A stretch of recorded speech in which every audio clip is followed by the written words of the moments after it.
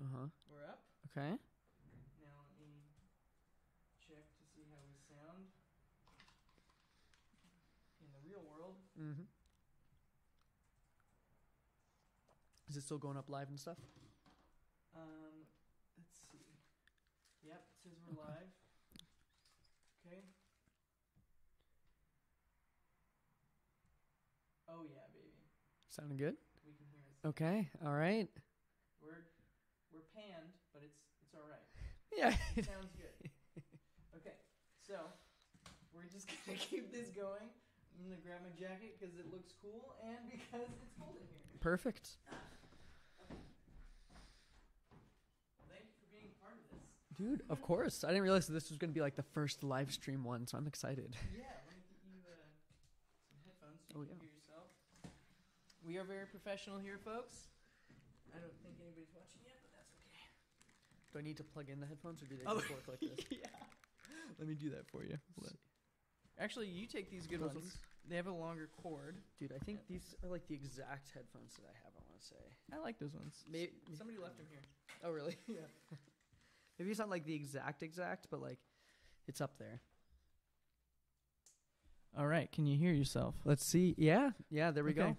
All right. Well, we are in the middle of it. Let me double check that we're still live here. We are still live. All right, cool. Awesome. Newton's Darkroom, thanks for coming here and being a part of this whole crazy thing. Of course. It's a good production here. I'm trying. I'm trying to get things better. First live stream ever, 2019. Break it in. But yeah, so I apologize to anybody if this comes out strange. At the very least, we will still have the audio for it. So there we go.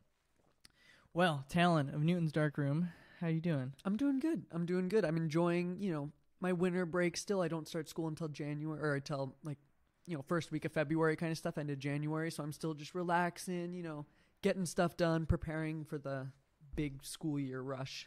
Yeah. What are you doing in school? So I have 2 AAs already in psychology and theater, and then I'm going back for I basically took kind of a gap year. So instead of transferring, I took a really light year at community college. So I took the minimum amount to get scholarships and that kind of thing and still apply for a lot of that stuff, and to take some fun classes like piano, music theory, like speech and debate that I've never been able to do. Right. And then this next semester, I'll just be finishing up a couple classes that I have just to round out like a third AA. And then after that, then it's either going to Cal State Dominguez Hills or Lars for audio engineering. Those are kind of the 2 options that I'm looking at. Nice. So. You would have been able to know all the solutions to my problems today. Exactly. Yeah, but unfortunately, I'm not there yet. Neither am I, obviously, because I'm still in the moment trying to make sure everything's going well. Although the audio and everything seems to be working, I am pessimistic, and so I'm getting something else going so that I can double-check we're live. I mean, you always want to double-check. It's all about the checks, double-checks, rechecks. We're live. Okay. All right, we're good. There you go. I just feel like we're not, but we are. Maybe I'll get more comfortable with this later. Yeah, exactly. So with your whole school thing, as I was half listening because I'm crazy. Of course. That I was listening back to our old podcast so that I didn't, repeat myself too much. Right. And I am going to repeat myself right now because I think that you are probably still the most energetic person I know as far as projects come. Yeah, I feel that, and it's only getting more so. Because now I'm like last time I was on here, it was a lot of like Newton's Darkroom was just kind of forming. Like I had just done a couple public performances. I forget if my first couple of albums EPs like were out yet or if they were about to come out. I think it was kind of around that time. I don't know. Yeah, but I remember you said you had your first showcase thing, and you printed out pamphlets for everyone to see, the show pamphlets. Yeah, so then that was like just after the first show or something. Yeah. So that was, really early on. So since then, a lot has happened with, let's see. I've released like 4 EPs, and then I just released a single like on New Year's, like a week ago from whenever we're recording this. And then released our first music video. I got a show accepted onto KLBP, which is the new Long Beach public radio station. So there's a lot of like setup with that kind of thing. Right. Did I hear that from the Bundy podcast? Or when was this? At the time of the last Bundy podcast, I had maybe submitted a show, but I didn't. It had not been approved yet. Right. But it's since been approved. Like I've gone to the programming meetings and all that kind of stuff, and so I'm going to be one of the pilot programs whenever they officially kickstart everything. That's and fun. Get it going. But yeah, that's a lot of work. Exactly. Yeah. So I have basically the premise of that show is that it's called The Whole Way Through. We listen through an entire artist album. Mm-hmm. So Bastard Performer by Bundy. We listen to that entire album, and then we sit down with Bundy for the last half hour to talk about that album specifically. So it's like hyper focused into that album, about the process, about like where they were at, about the creation of all that. And so that's what the show is. And I had like next week I have like 5 or 6 interviews, like just one right after the other, because I'm trying to like just for interview. that show? Yeah, exactly. Because I have to be like 4 or 5 episodes ahead, just in general. And then when school starts up, I'm not going to be able to do this as much. So I'm like trying to cram and like do it now. Yeah, like interview as many people as possible do to it like while just I can. get that. Yeah, and like just edit everything so it's all done and I can just focus on school for a bit. Yeah, well, I mean, that idea of listening to an album all the way through is something that we talked about on the first podcast that I did with you. I'm a huge proponent of that. Yeah, I mean, obviously you've got this new pilot thing you're working on where you do that, and I think that there's a big audience of people that do what we do, sit down with a whole album. Right. But the nice thing that your show would be doing is you do that and then get to talk with the artist and hear their thought process on how the album evolves. Exactly. Yeah. How, what each song means to them. Yeah, we see these interviews all the time, like in like the mainstream media kind of stuff, because it's interesting, it's awesome. But you have these local artists who put all of their time and their effort into these albums, and it's so hard for them just to get anybody to like listen to it. I mean, it's like it's like, hey, I made this song. Do you want to even listen to it? And that is such a hard bar to cross. Yeah. That then to sit and be like, okay, I made this entire album.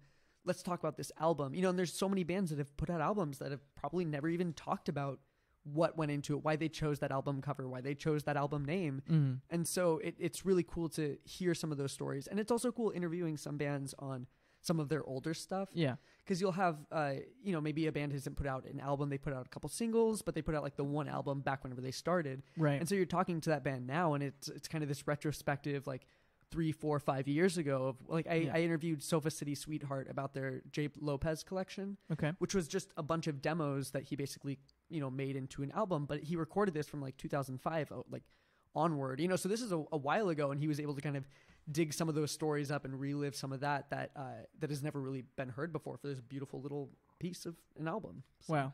Yeah. There's a lot that we don't get at face value, from an album or that's my number one thing. I always say it, but with MGMT, they're like, not only do I like their albums front to back, but I like who they are and what they have to say about their music to the point where it does for me make their albums better when I hear their perspective.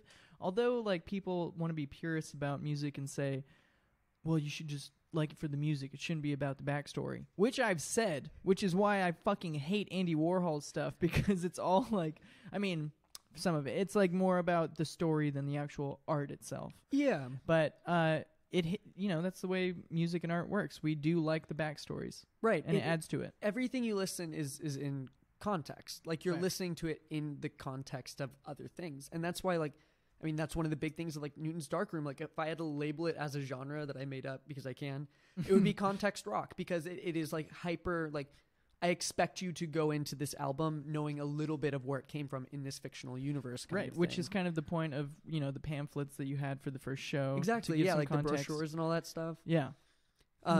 Yeah. So I get that. Like for me, anytime I watch like a TV show, listen to an album, like podcast, anything kind of on that front, it's always a pure first listen through, like let's just listen, appreciate it, and then after that, the first step is always like going on the Wikipedia page, going to like read interviews to find out what went into that, and then you can listen to it again and get all those extra layers. Like I watch finally finished Breaking Bad, like since I was last on the podcast, years and years and years after it finished. Yeah. How'd you dig it? Oh, it was awesome. It's an incredible show, Yeah. but so I finally sat down, I got up to like season 4, and then I took like a couple year break, and then I like finished it off, and it was awesome. And then the first thing I did, like without even getting up out of my chair, was like go online and look at the Wikipedia and look at the production of it. And then all of a sudden there's all of these things that weren't in my brain, that weren't causing me issues or like rattling around in there. But then I was able to like really appreciate how, they wrote season 2, like, and they planned it all out from the beginning, and how every other season they went and just like wrote it as they go, which seems crazy to me because it's such a good show, and they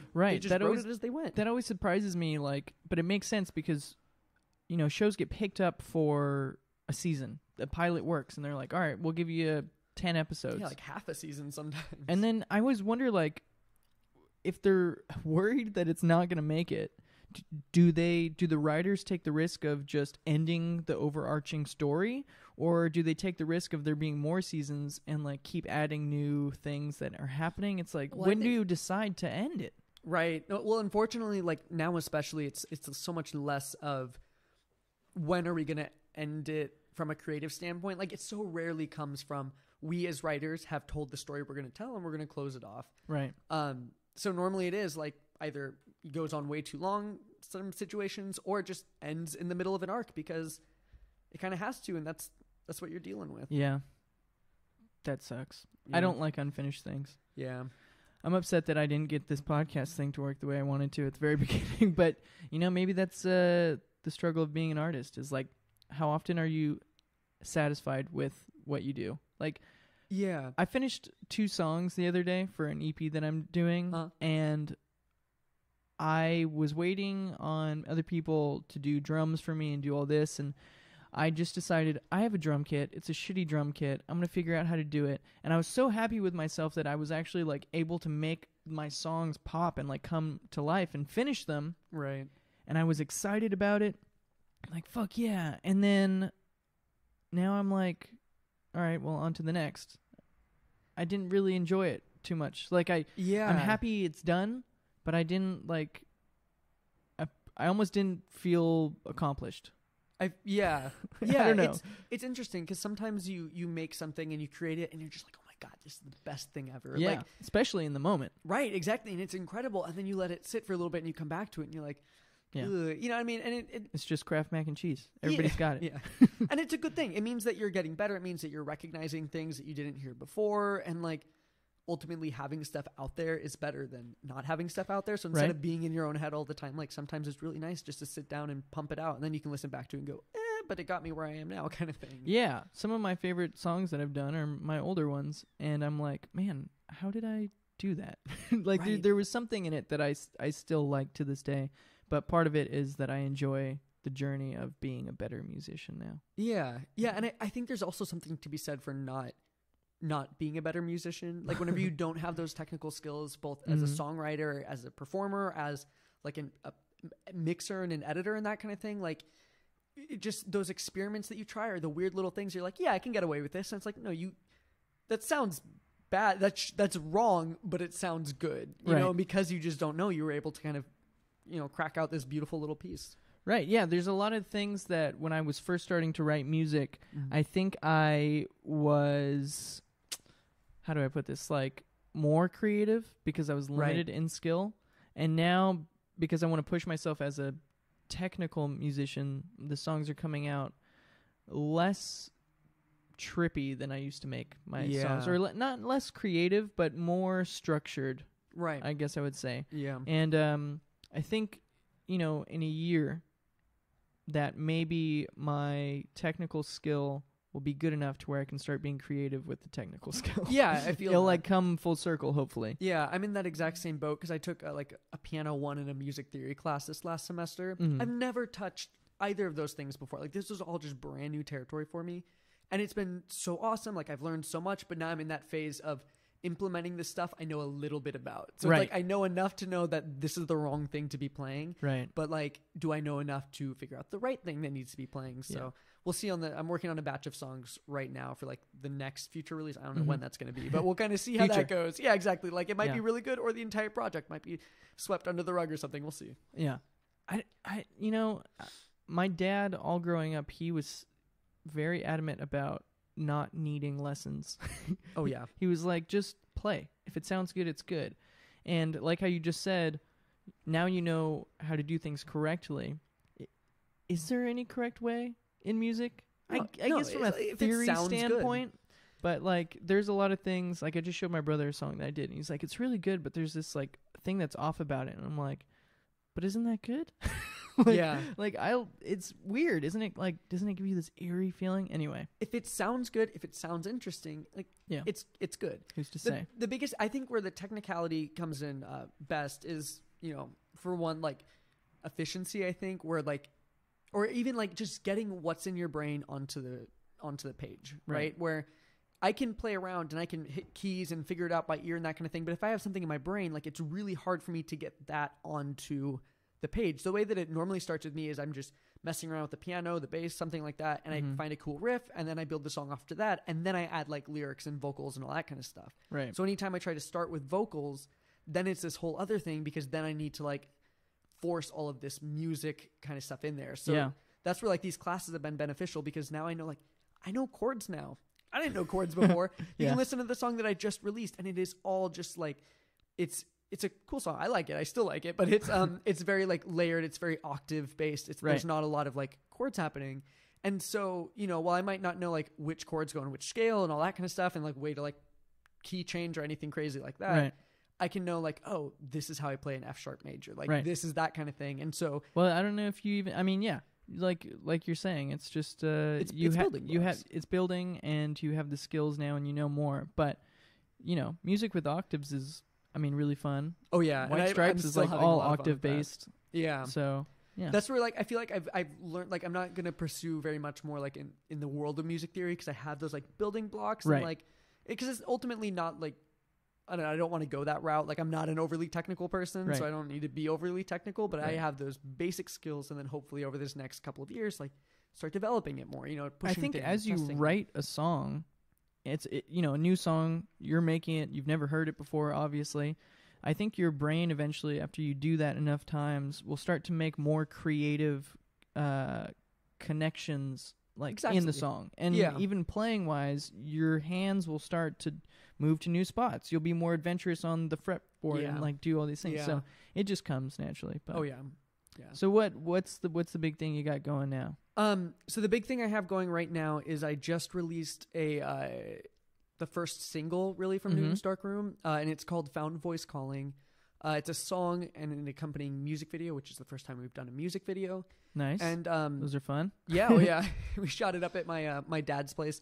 I don't know if I mentioned this last time, but my dad lives up in Big Bear, off the grid. You did, yeah. Yeah. So you didn't say off the grid. Yeah, it's off the grid. Like, you got to carry buckets of water up to flush the toilet. Like, that's nice. That's what it's like up there. But yeah. So we shot the music video up there, and it's just this gorgeous, gorgeous place. And I didn't really have a plan. It was like one of those shoots where you're like, this is a cool location. We're gonna shoot there, and I'm sure we'll get something cool. Yeah. And just the lighting was beautiful, because it's just windows down the entire side of the house, and like the sun's just shining through. We have this old player piano that we used.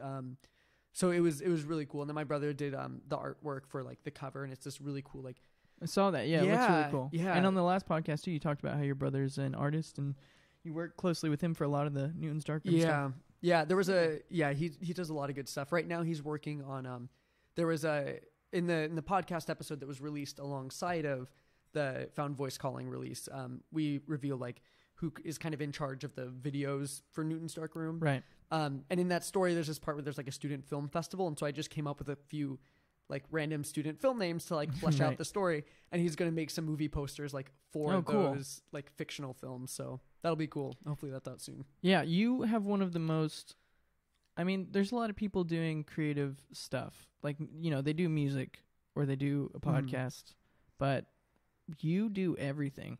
I mean, which is the exact way that I always wanted to do things growing up. Like the ability to create your own world, or just in a sense to be, in charge of every aspect of everything and have a whole world that is strictly from your imagination, was something that I always chased. Right. But you're one of the people that's doing everything front to back, like podcasting, music, putting out singles, doing shows, music videos.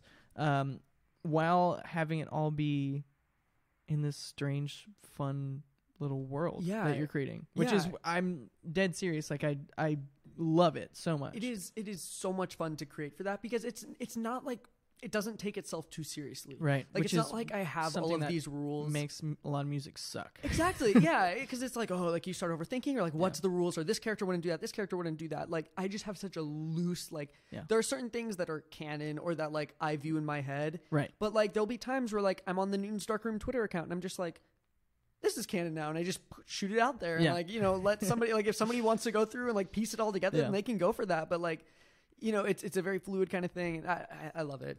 I think, you know, with any form of art, although I think people should try to be nice,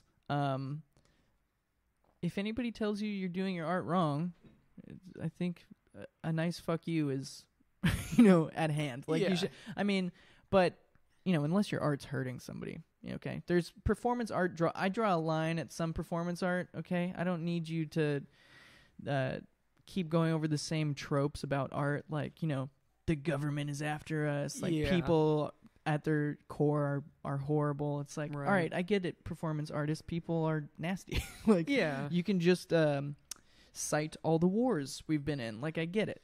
But if your art is just for, you know, your self-expression, just do it. And I'm so glad you are. Yeah.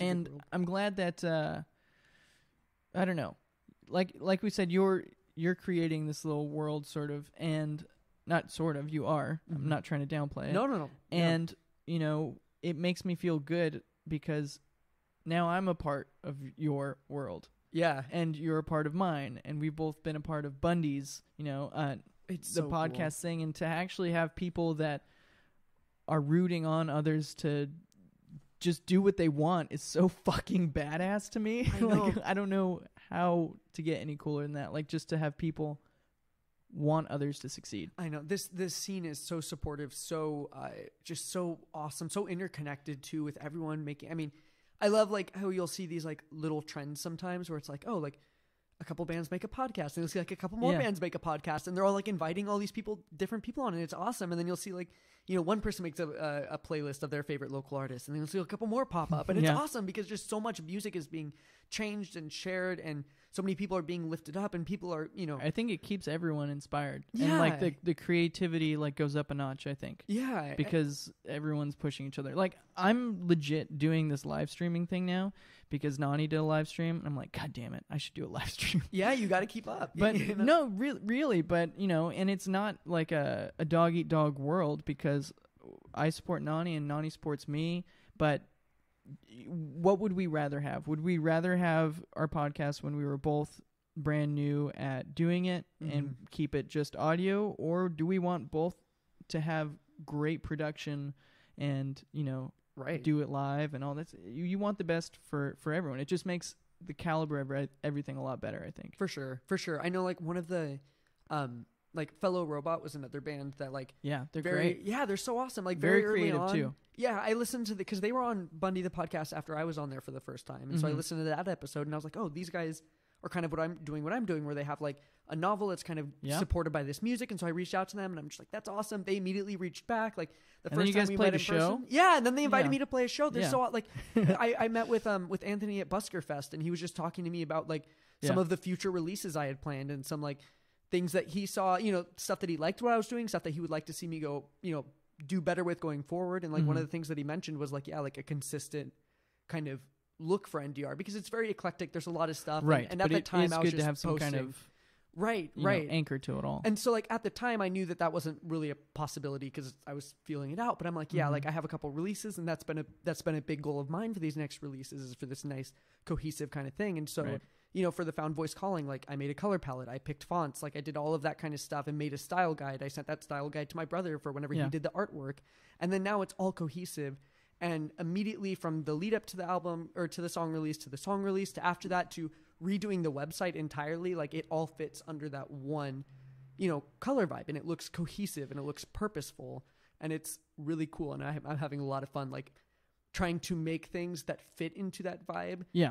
While still promoting all of the other stuff that I'm doing like alongside of it. So I think what you're getting at is something that I really enjoy about writing music or putting out something is it's like you've got A and you've got B, but you've got to find the most creative way to make them the transition in between really fluid. And it's like a puzzle piece you put together. Like, how do I make this fit? How do I make it sit well? Yeah. Like, you know, you can't have a song where at the beginning it's all dubstep and then, you know, like in the middle it's classical and then it's like, I mean, you could.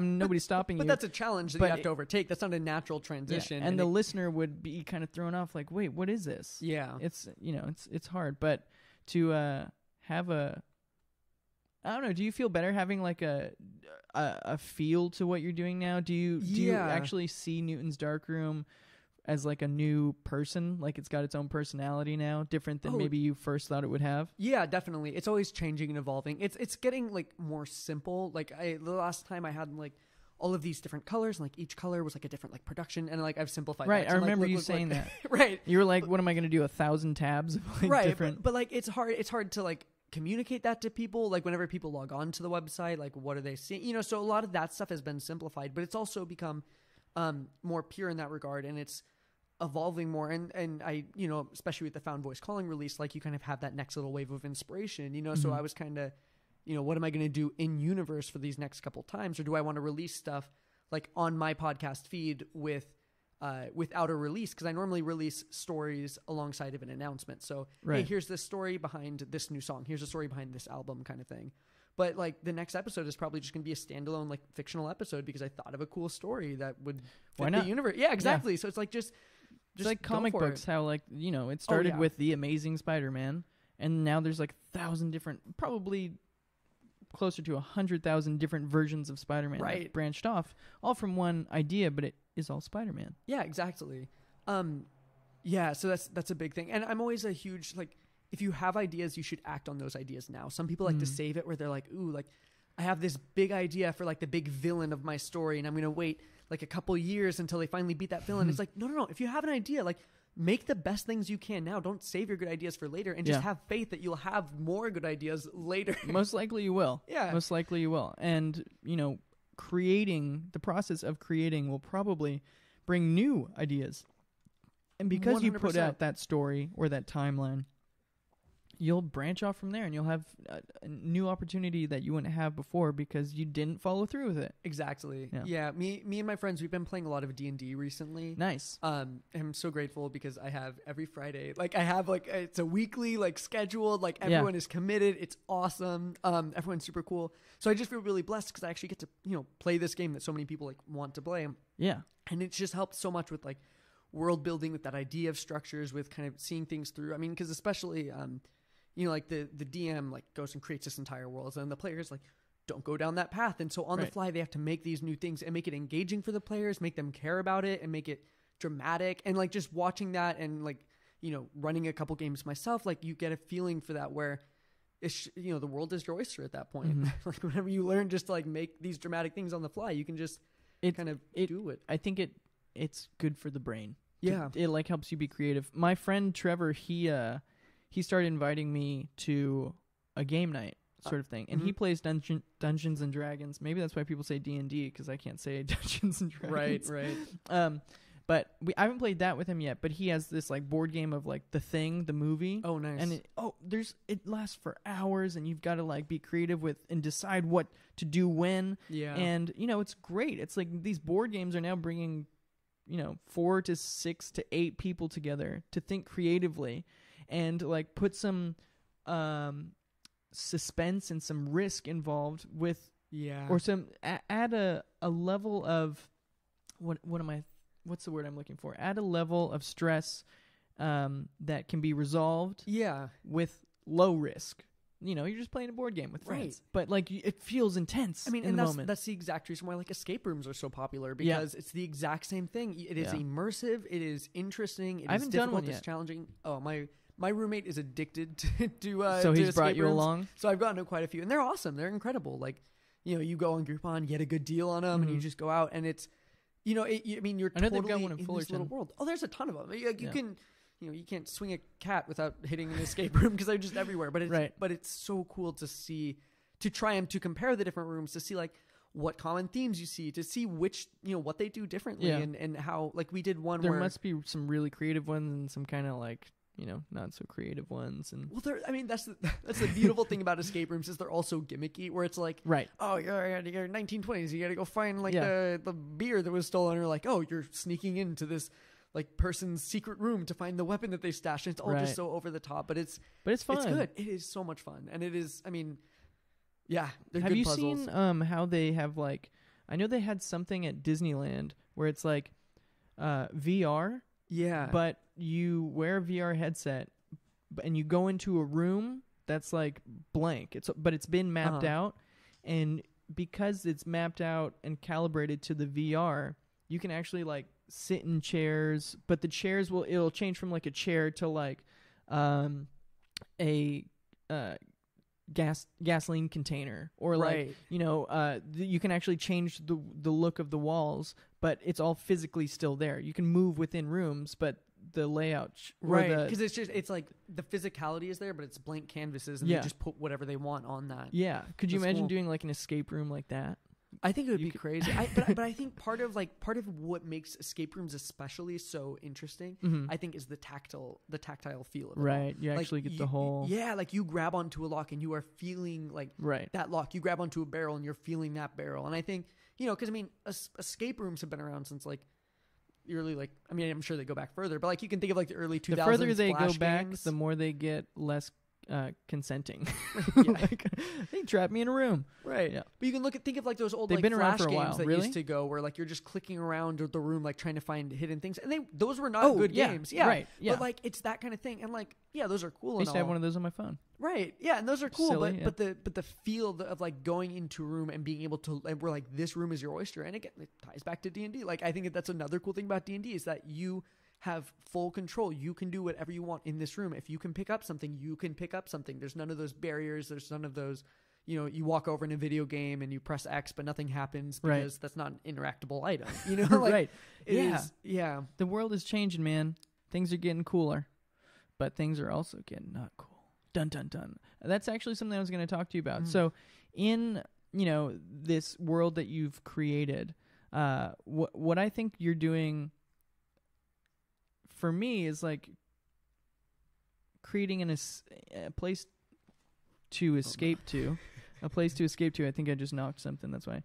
But yeah, you're creating a place to escape to, and right now the world is getting really crazy, or the world has always been crazy, but maybe it's because I'm in my 20s, paying more attention to the things that are going on. Right.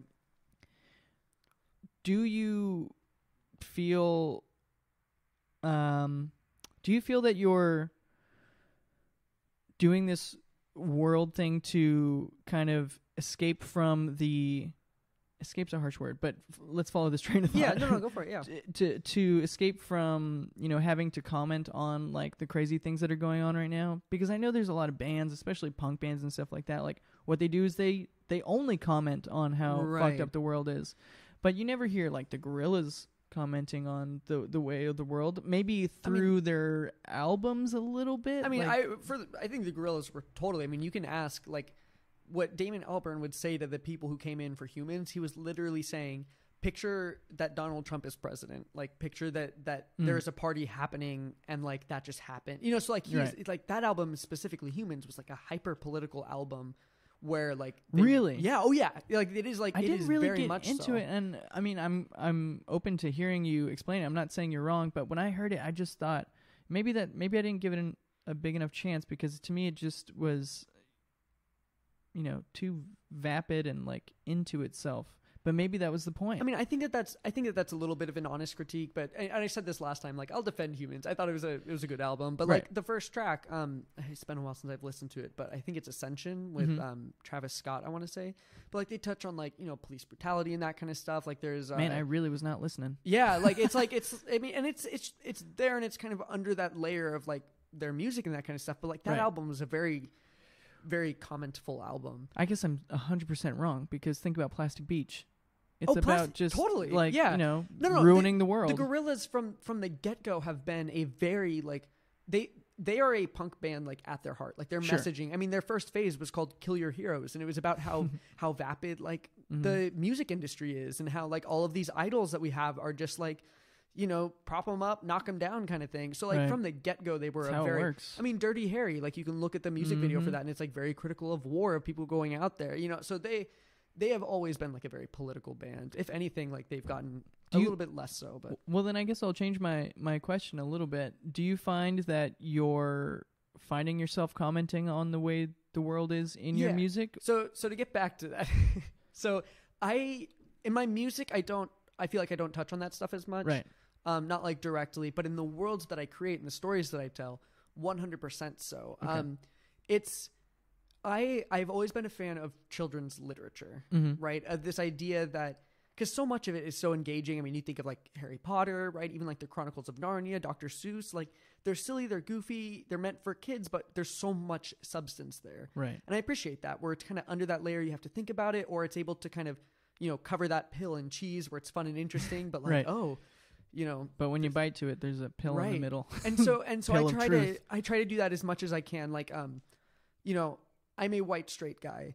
It would be really easy for me to write stories about more white straight guys going about doing their things, but I try as often as I can to put in, you know, people of color, to put in, you know, women and that kind of thing, and try to highlight that as best I can. And it's rarely ever a huge like point of mine, because I don't have that perspective. Like I'm not good at writing that, but just, you know, nothing that I'm writing needs to be a dude. So why not just make it a female, just to up that representation? And there was one story that I did where there was a scientist, this, you know, male scientist, who basically stole the work of a female scientist that he was working with and like published that under his own stuff, and nobody cared. And that's something that we actually have seen a lot in society, where female scientists have been forgotten by history just because some dude that they were working with put their name on the thing, you know. So there's little subtle things like that. It's never. I mean, women have even had to publish books under guys' names just to get people to read them. Right, and so it's never been like a huge cornerstone. Like I wouldn't say that Newton's Darkroom is highly political, but like there are those instances in there, because I think that that's an important part of the world, and if I can help contribute just to bring any little bit of awareness to that, then I'm gonna do that as best I can. I think that's good. And when I create stories. Because I write all the time too, and I used to do more short stories and things like that. But when I would do that, my characters would never, I would never think about, you know, their race. I'd just be writing a story. Right. And then I remember somebody asked me one time, like, who is this guy? I'm like, what do you mean? Yeah. Besides his characteristics in the story, what do you mean? And they're like, what does he look like? What what skin color? And I was like, oh shit, I didn't think about that. I guess he could be anybody, you know? Yeah. But besides that, I think it's also a creative and useful exercise to write stories from the perspective of somebody that you are not. You know, like writing it from a female perspective, or writing it from a black guy's perspective, or, you know, just something that you're not. And getting in the head of somebody else, or trying to think the way that we perceive the way somebody else would think, I think helps us in our everyday lives come closer to really how they might think. And then, you know, while you're writing these stories, you're probably, you know, talking to people, getting other people's opinions, and, you know, collecting data. And I think it's important to put yourself in somebody else's shoes. Yeah, and I think the other thing that opens up is just discussions, right? Okay, Magic the Gathering, right? It's a card game, but they also have like the story behind the card game, and there is, you know, they'll release like weekly little short stories that are like, this is what's going on during this set or whatever. And during one of their things, they had, for like the first time, a black planeswalker. And they wanted this to not just be their, you know, token black planeswalker, where it's like, this one's black. Like, we're awesome, right? Right. And so they actually like reached out to, like this female black author to like, hey, like this is the story that we have. What do you think? Like we want this to be representative, not just a classic trope. Right, exactly. And so she was able to come in and, you know, like look at that and be like, oh, well, like here are some of my opinions. Here's some things that you could add. And so like there's this part in the story where like she's maintaining her hair, and like it gets into that whole thing. And that was added just because this like $1 million company reached out to somebody else to say, hey, we want to make sure that we're doing this right.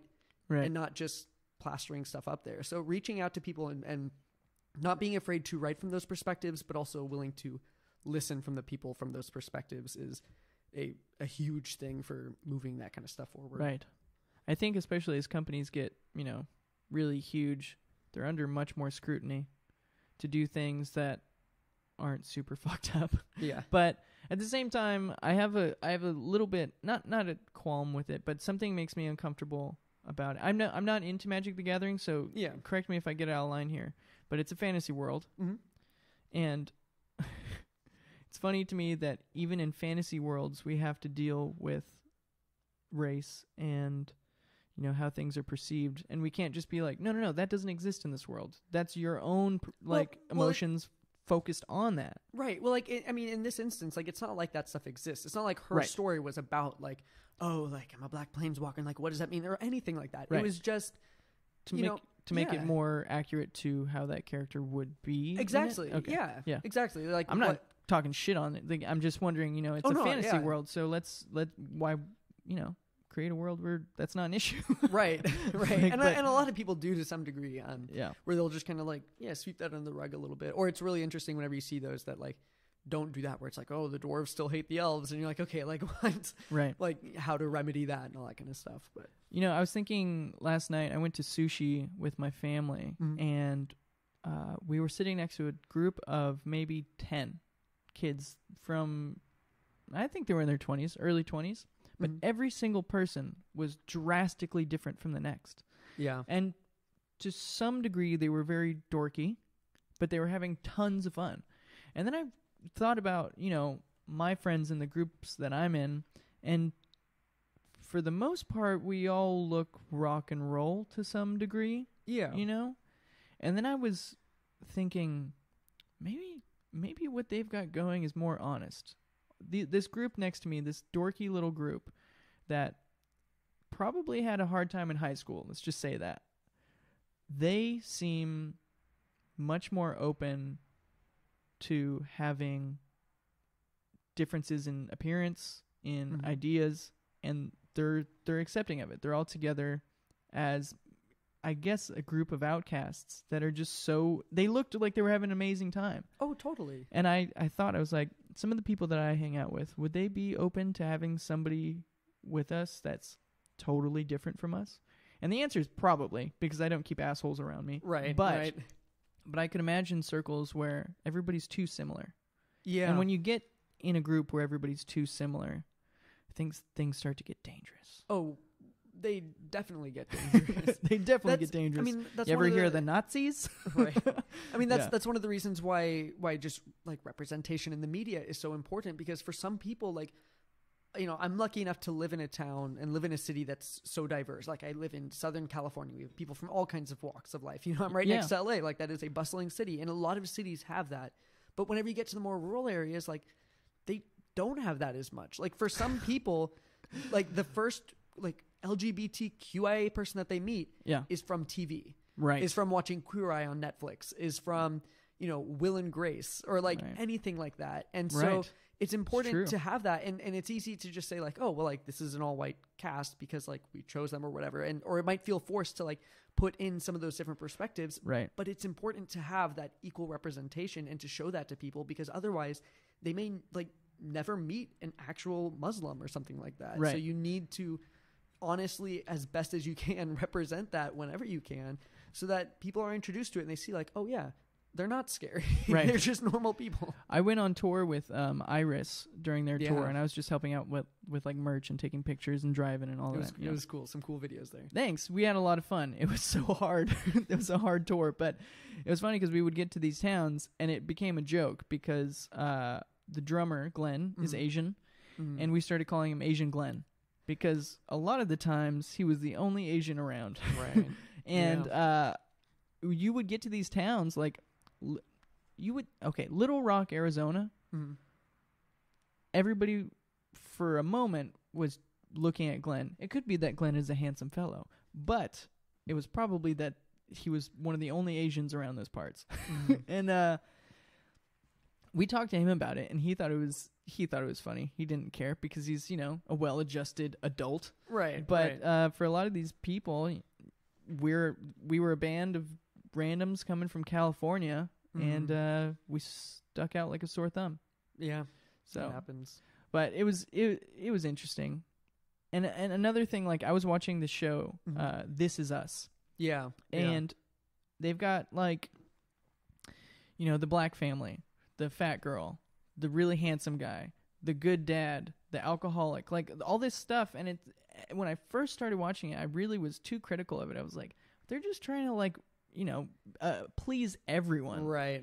And then the more I got into it, I was like, wait, why am I such an asshole? These people exist, and when you go outside, if you picked the first 10 people you saw, I mean, we're in Orange County. A lot of people are white. But, you know, in L.A., let's say L.A., you would get tons of different types of people. Yeah, and you also have to think that, like, they're not going out. Like, TV is fake. It's fictional. So fake. Like, these situations are not happening naturally. Yeah. So why not, like, yeah, if you took a random sample of 10 people, like, they might not hit every single category like TV shows do. Right. But it's a TV show, and it's meant to have those different touchstones so that if I'm watching it, I have someone who I can identify with. That's super easy for me because I'm a straight white male, and there's always a straight white male in shows that I can watch and be like, yeah. But for other people, like, but for other people, like, they don't have that same connect. They've had to kind of do that by proxy. And I'm not saying that you can't enjoy stuff that, like, has people not like yourself or anything, but it's just, it's nice to have those touchstones for people to go in and say, like, oh, I relate to that. I understand that. That reminds me of me, you know, like, you know. That show, it was hard for me to watch at first just because I had a hard time connecting to some of the characters. And specifically, there's this character, Kate, who is very obese. And that's like one of the main focuses in her story is like how she deals with it day to day. And I used to not like the story so much because Kate was always like making excuses, and she was like, you know, making herself depressed based on her decisions. But then I started to think, and you know, that's how it is for somebody that is obese. It is like an addiction, and they have a hard time doing very simple things because of, you know, their weight and their weight that could be caused by other things in the past. It was actually a true representation of the struggle of somebody that's obese. And I then enjoyed the show more because they weren't just making an obese character like have these daily triumphs and like I can do anything sort of thing. They were being very real about how hard it is to be that weight. Yeah, and I would also started to respect it more in that sense. Right. And I would encourage people to if you see instances like that, like look into that community because that is not representative of every single person's like experience with that. And there's people who might look at that and you know be in a similar position and think that's totally wrong. You know, so it's if you see stuff like that, like tap into those communities because those communities are there and listen, you know, read the stuff that they write about the shows to expand even further because these shows are meant to make money. They're still meant to do this. They're still meant to, you know, push it, but not push it too much so that they can still sell ad space and that kind of thing. You know, so if you see stuff like read up, learn, but that's the thing is see that what like, comes of it. This is why I like you is I feel that you're the type of person to research things because you have a vast curiosity that will probably never be quenched. Yeah, we'll see. But, you know, not a lot of people take the time to just whip out the computer that they have in their fucking pocket to look up something from someone else's perspective. Yeah. Because it's difficult sometimes right. to hear these things or to research things that we're not okay with at first. It's hard to get people to change their minds or to just to listen like openly. Yeah. And I don't know what's going to make that change, but it's hard. I don't know. Yeah. Yeah. For me, I've a lot of the stuff that I've written so far hasn't been like any sort of like marginalized issues or anything like that hasn't been the core focus of it. Right. So it hasn't been like, hey, can you read this and tell me if this is accurate? Because it's just kind of like, this is the story I'm telling and I'm kind of shaking it up with the characters a little bit. But the thing that I'm working on, I don't know when it'll come out, but it's like the first fiction podcast, like ongoing kind of thing that we're going to be doing, like does play on some of those issues a little bit more. And so that's the thing where I'm like, okay, you know, as soon as I have this rough draft out and done, like I'm going to need to run this by some other people just because I don't want to do that wrong. You know, it's like there are people out there who can give me feedback on that. Let's do that. Let's make something killer so that whenever we put it out there, like it can help educate people or normalize things. That's one of the things that scares the shit out of me with this podcast, because there's, this isn't a huge thing yet. We'll say yet. It's going to be. Right. But I have already been told that my perspective on something is wrong. Mm-hmm. And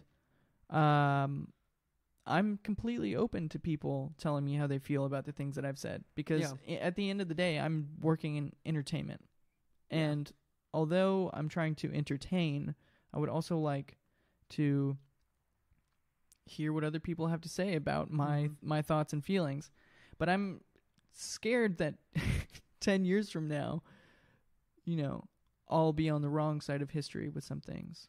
Yeah. I mean, I'm not actually scared about it. I try to go at everything with a sense of kindness. But it's hard because, you're recording, like, this is what, like, the 92nd episode? Yeah. So that's, like, 100-plus hours that you've, like, recorded your voice into a microphone and put out there for everyone to see. So, I mean, at a certain point, like, it's hard, and especially with what you see with some instances that are happening. But that's why I think it's just important to be on top of that stuff and to kind of, talk to other people, be willing to admit when you're wrong. Or I be think able to that listen is to the people. hardest thing. Yeah. Because I will for sure. I would love to have somebody that thinks I'm completely wrong sitting across from me and having a conversation with me. But that conversation is going to be complete bullshit if I don't have the power to admit when I'm wrong. Right. And it also will be bullshit if they don't have the power to admit when they're wrong. But, you have to have that equality of conversation to actually get somewhere. Yeah. Or else it's just going to be two people trying to say, I'm right. No, I'm right. Right. and it is about listening. Right. Like, at the end of the day, that's what it is all about. Like, listen to people that, you disagree with. Listen to people that you agree with. Listen to people that you never even realized existed. Listen to your local bands. Listen to your local podcasts. Like, listen and experience the world that's out there. And you will learn so much, and you'll be able to go out there. And then whenever you have something to say, it's coming from a place of, a little bit more informed. It's coming from that more nuanced place because you've spent that time listening. I had I took like a social media marketing class this last semester. And one of the things that the professor always said is like, anytime you join a forum or a new social media site or a new group or anything like that, like, don't boast anything. Just sit and lurk and like view what's going on and then you can go and participate in the community because you know the rules. If you join a new subreddit, don't just post something on the first day because you're going to get it wrong. Like, sit, listen, watch the trends, enjoy, and then you can go, okay, now I feel confident to speak on this. Now I feel comfortable to contribute. Right. I think that's probably the best way to go about it. Hold your tongue for a little bit, sit back, gather some information, listen, and then listen. Yeah, listen. I was talking with my brother last night about going to comedy shows, and he's like, "What's it like?" Because he wanted to go see Joey Diaz somewhere. Yeah. And he was like, "Is it a rough crowd?" I'm like, "What do you mean?" And he goes, "Well, I don't know. Just describe it." And so I described to him what going to a comedy show was like. I said, "It's a bunch of people sitting at nice tables, usually, focusing very closely on one person sharing their ideas, and the common consensus is that you're not allowed to do anything but laugh." Right.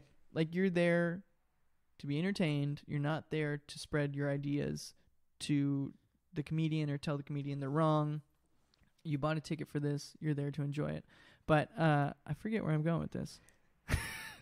Oh, I think my point was just that you have to come to an understanding before you go out there with gunslinging, Yeah. And the understanding changes room to room. Yeah. You need to be aware of that. Yeah, I told people, no heroin in this office, okay? One time somebody does heroin and now everybody thinks they could do it here. Right. No. I'm kidding. No. I'm pretty sure somebody's probably done cocaine in that bathroom, but yeah, it's all right. I think most bathrooms have had cocaine done in them. I don't think you can stop it. What do you? Yeah. Well, that's an interesting thought process right there. It's like, okay, you got to stop someone from using cocaine in a bathroom, but then you can't like monitor them in the bathroom. But then, look, if you're gonna do cocaine, honey, just tell me first and do it here in my house where you're safe, where we can take care of you. I'm gonna be that type of mom. No. Oh my gosh. Well, we got sidetracked definitely a bit, but let's get back to Newton's Darkroom. Sure. So I don't know if I asked you this last time, but is there any long-term goal for Noon's Darkroom? Yeah, so the long-term goal is this is something that I see myself doing for a long time. I wanted to create something that was flexible, that allowed me to do these different things, Right. that allowed different people to come in, different people to leave. And so I definitely see this being a long-term thing. As far as like long-term plans, like in universe, I don't have anything. It's not like there's like some big arc or anything. Right. I No, that's know not that what I meant so much. Oh yeah, But yeah. more just like for you as... But for me, like I want to explore those different things, like and it's kind of feeling out and seeing what opportunities present themselves. Like this KLBP thing is an awesome opportunity. This could be like where most of the focus of NDR is for like the next couple of years.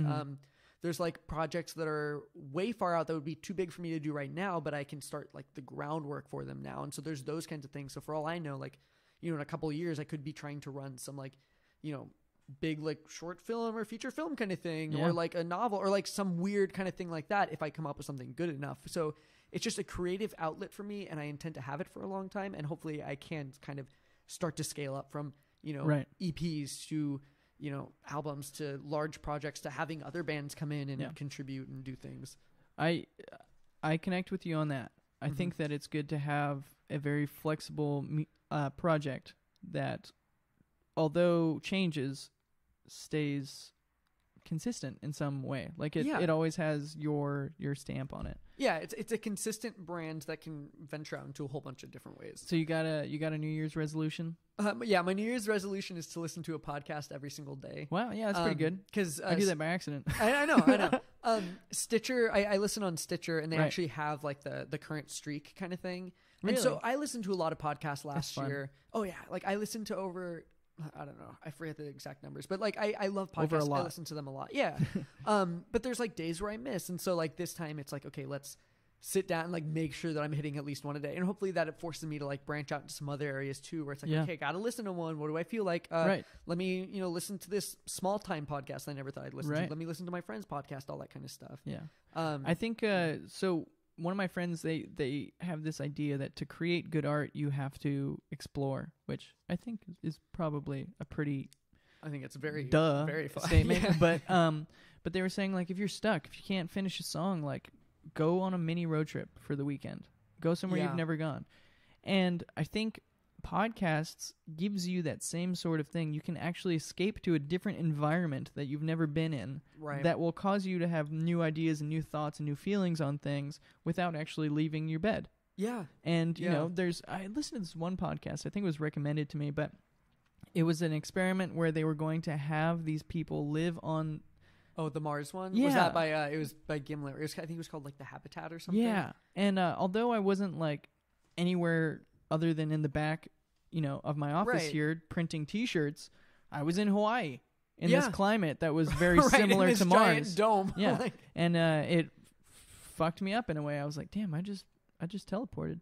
Yeah, it's incredible. There's just the world building, because podcasts are amazing. I love fiction podcasts. I think it is an entirely underrated like genre of, and you can look at that like. Yeah, we talked about that last time. Right? Oh yeah, we did. Truthfully, yours is the only one that I've ever listened to. Yeah, I think and there's the fiction a lot podcast out there. So like, go back and listen to that conversation, because I remember it being a good one. But there's so much good ones. And because it's so cheap production, like you don't need to film, you don't need to pay for VFX.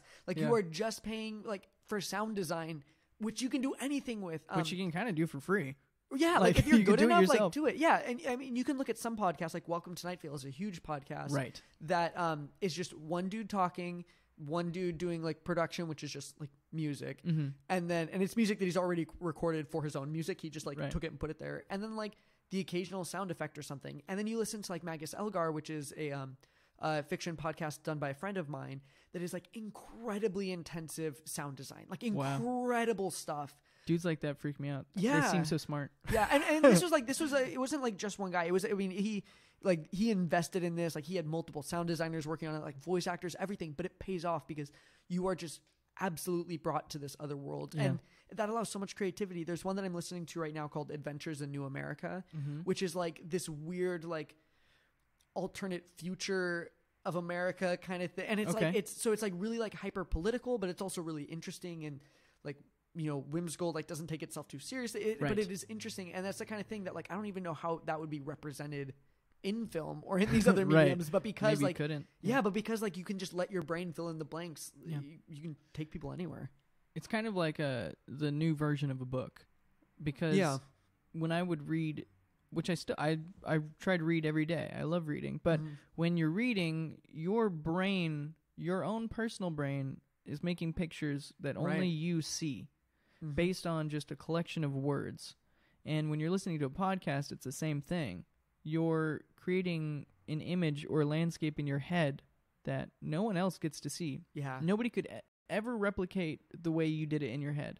It's just like spur of the moment thing that your brain does, and I think it's that uniqueness that or that The personal touch, personalization. yeah, that it's makes it incredible. so fun. Yeah, and like role playing games are the exact same way. Like I'm running this this game. It's not D&D, but it's like another tabletop RPG kind of game. Mhm. And I have the rule where if you bring art that like of the session of something that happened of your character, then you don't need to pay for pizza that day. Like that's $5. Like I'll take that instead. Nice. And Yeah. so it's interesting seeing people come forward where there was like they were trying to take up you like play as mice, and so they Mhm. were like going to like take apart this giant beaver dam, and like in my head it was like this huge thing, and they're like walking in it, and then my guy like turned in the art, and it's like smaller and different, and it's like weird Right. because it's like yeah, like those kinds of things are the exact same thing. It's that personalized filling in the blanks, and it's awesome. It's Right. incredible.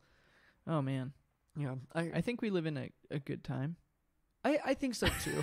I enjoy what I do, but I enjoy the opportunities. So Yeah. then again, I am a straight white male. Yeah, exactly. Am I allowed to laugh at that? No. But yeah, I'm coming at it from I was born in Southern California. I'm a straight white male, but holy fuck, it feels good. It's to a- like it- not it not is a feels good to cool be a straight world. white male. It feels good to be able to share this time with people. Yeah, is what I'm saying. and that's the thing is that there's always bad parts of a time. There's always good parts of a time. Right. Like it's cool to be able, and that's why art is great in my opinion is because it's people sharing what they want to Right. share of the world. Where for some people, I've seen this beautiful, gorgeous landscape, and I'm going to take that picture. I'm going to paint that picture. I'm going to write about it in a story so that you can experience that beauty also. And then for some people, this is a really rough world for me. This is a really tough opportunity. This is a horrific scene. Right. But I'm going to share that with you as well. Like art is just awesome because there's just picking what emotions, what sights, what feelings you want people to experience and kind of sharing that a little bit. Like, Right. out on the playground trading like Pokemon cards or something, but it's like these experiences and it's awesome. Oh man, what a wild, wild time. Mm-hmm. Well, we're at the end here, so I'm gonna ask you my 2 ending questions. Okay. Number 1, give us an artist or musician that you hate. Oh God. Yeah, it's a hard one. We've gotten Katy Perry. We've gotten, I think the classic cliche ones you're not allowed to say. Nickelback. You can't say Nickelback. Yeah, you can't say yeah. Creed. Yeah. And hate is a strong word. We've also figured that out. So Oh, it's I'm sure. a Yeah. type of artist you do not respect or don't like. Okay. I think I'll preface this as I'm sure you touched on it a little bit, but hate's a strong word. And I'm not Right. even going to go that route, but I just think that like music in general, there's so much cool stuff. Like Mm-hmm. even for stuff that I will never understand. Like I'm not a big like EDM fan or anything, but like whenever you get into that world a little bit, there's some cool stuff going on there. It's like NASCAR, right? It's boring, but if you sit down and you learn what's going on, like Yeah. there's a lot going on If you there. sit down, have 12 beers, anything's fun. That being said, Yeah. I think that for me, that band is, I'm going to say Muse. Mm. I don't like hate Muse, but I could never get into them. And in Right. theory, they'd be like right up my alley. They're ambitious, they're interesting, they're like Right. excited, all that blah blah blah. And I just can every Muse album that I listen to, it just feels like boring almost. Like there's not a lot of like I don't know. It's The interesting. first 3 were good. I like even my those. opinion. Like I'll Yeah. go back and I'll listen to like what was the best Muse album. This album. Okay, go back and listen to it, and I can just never get into it. And I don't know what it is. I think it feels like sterilized almost. It's fine. But like It doesn't work for you. That's Yeah. that's the great thing about art is that we can pick and choose what we yeah, like. and it But sucks yeah. because they'd be good. I get the sterilized feeling. To me, Muse is a sterilized, dumbed down version of Radiohead. That's what I've always felt. That even feels bold to me. Like yeah, because for me, like Muse has always been like more like stadium rock kind of stuff. sure. Like they've been a little bit more grandiose. I think that for me, like Muse ties back more to like some of those like more kind of like the classic rock days or like the hair metal days where it's a little bit more like kind of like Yeah. and maybe that's just my a skew. little more wowza. Yeah, but Radiohead has always been much more like I mean, even whenever they play these huge venues like Coachella, they're not like this, big like lasers or anything. They're very like weirdly intimate band. I don't know. Radiohead's I agree. interesting. No, I fucking love Radiohead. I haven't even like delved into all of their discography yet. Like it's been like OK Computer, Kid A, and A Moon-Shaped Pool. There's like the only 3 albums that I've like really like sat down to listen to because it's hard. Rainbows. Like do In Rainbows next. Yeah, and Please. I probably will. That's like the next one that's like people keep bringing up. So, all right. Well, I'll give a band or artist that I hate, just to make it fair. Sure. I don't think I've done this one yet on the podcast, so I'm gonna go there. It's a pretty basic one, but I haven't outright said it. I don't like Kanye. That was gonna be my my second. It's boring. even the albums that people say, no, old Kanye's, but no, not my thing. Kanye is hard for me because I've never actually listened to any of his music. Oh, don't. Yeah, because like the only one that I kind of wanted to listen to was his most recent one. Because I heard like some good, like it was someone they like used another album that I really like compared to it to be like, oh, it's like this album but like different. And I was like, oh, that does seem cool. But I don't need to. I've gone this long without listening to him, and like he doesn't need the money. He's good. I feel guilty listening to big bands already because I know so many amazing local artists. That's like, man, like why am I listening to Childish Gambino whenever I could be listening to like, Chase Petra or something, like any of these local bands who would like much more are that like, for use you. it. Yeah. All right. Well, last one. Last question. Give us a band, artist, musician that you love that we should be listening to. Right now. I'm gonna say Little Sims. Little Sims. Have you heard of her? Mm-mm. She's a British rapper. She has some really cool stuff. Her last album was called Stillness in Wonderland, and it was like a really like conceptual album, some amazing sound design, some amazing production. She's been releasing a bunch of singles and released in anticipation for her next album. Super incredible, like banging stuff. And she's really underrated. Like she's guest on one Gorillaz song, but it was Garage Palace. Yeah, which was like a B-side of a D-side of a C-side. Like it was just a bonus song that they kind of released in between albums. And then she also was on like Alt J did a hip hop reimagining of their latest album Relaxer, and she did like the rap for the like lead single. Oh, it's so good. Listen to it. Like I don't really like Alt J, but a hip hop reimagining of their album with somebody that you're recommending, I'll check it out. Yeah, and there's a bunch of, and it's so cool because like you can listen to the album as it was, and then you can listen to the new hip hop way and like see like what changed, what didn't, it is a cool experience. But she did that too, so she's really good. She's coming out with a new album soon. And she has a lot of solid work, but she's still like really underrated. Like even though she's kind of had like those like slightly high profile like features and that kind of thing, she's still kind of flying under the radar a little bit. So doing her own check thing. out Little Sims, SIMZ. Ooh, yeah, that's how you know they're a rapper. Lil and exactly. the Z. Lil and but the Z. She spells out little. I'm pretty sure. Oh, she spells it? I don't know. Don't quote me on that. It's Liddle. Little. She's good. She's very nice. Well, I think everybody should be listening to Newton's Darkroom. Yeah, check it out. New single, Found Voice Calling, music video. Oh, and then we have like the 4 other EPs that you can check out as well. Do it. There's a lot of Newton's Darkroom stuff now. Yeah. There's a lot of stuff to entertain yourself with. For sure. And I appreciate it a lot. Before we wrap it up, and I'll wrap it up here with you, I do want to do 2 shout-outs. Yeah. 2 shout-outs. Okay. 2 shout-outs. I'm going to shout out to my brother. Okay. Because he does a lot of art and he's awesome. You can find his artwork at trent.artwork or like at trent.artwork on Instagram. Really cool stuff there. And the other person that I would like to shout out in this moment is... I'm going to go with my DM Clark. Because we've been talking about D&D a little bit. Okay. He's a good DM and he's a good storyteller. Dungeon master. He's like one of the most honest feedbacky kind of stuff. So like all the NDR stuff that you hear, like he's the one who's most like, yeah, this is cool, but what if you did this? So shout out to Clark for keeping it real. Keeping it real. All right, my 2 shout outs are gonna be number 1, Bundy. Bundy. Gotta support the people that support you, because if you don't, that's like you would be a falling pyramid, right? For sure. You can't make a human pyramid if somebody doesn't try. No. And they've done such a good job. Yeah, Bundy's really legit. They have a podcast as well. You should check that out. They're a great band. They're one of my favorite bands to see live. Sweethearts. I've been listening to their album a lot recently because it's just so good. It's a good album. Like every time I listen to it, I'm like, damn, somebody I know made this. Like it's just so beautiful. Their song "What Blood" still fucks me up. Or I think it's called "What Blood." For me, it's like all the horn stuff. Like anytime the horns come on the album, I'm like, oh yeah. They're really cool dudes. Please check them out. Bundy, they're awesome. I haven't shouted them out in a while on the podcast because I haven't done the podcast in a while. But shout out to them. Also, please, if you have nothing to do tomorrow night, come to the Continental Room because we're doing a Psychic Wave Presents show. Ooh. It's going to be an 80s night. That's why I have this horrible mustache. I did a promo video where I was Magnum P.I., and I'm going to be rocking a Magnum P.I. costume tomorrow night. My girlfriend Tess is going to be coming as Madonna. Everybody's going to dress up. We've got Bobby May spinning strictly vinyl. 80s vinyl all night long between the bands. We have Plantasia, we have Nowhere Land from San Diego, and we have Family Cash from LA.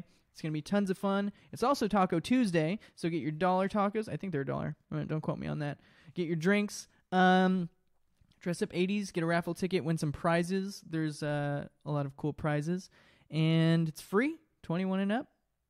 Get there. First band's on at 10, but get there early because we can chat and hang out.